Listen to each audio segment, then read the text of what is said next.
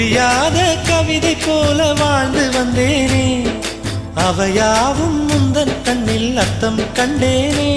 இந்த அருகம் புல்லின் மேல் மணித்துளியாய் நின்றாயே, எந்த பருவத் தோள்களில் பச்சை கிளியாய் வாழ்ந்தாயே. என்னை துளசி செடியாய் சுற்றி வந்தாயோ, கண்ணால் பார்த்து பார்த்து வெற்றி கண்டாயோ.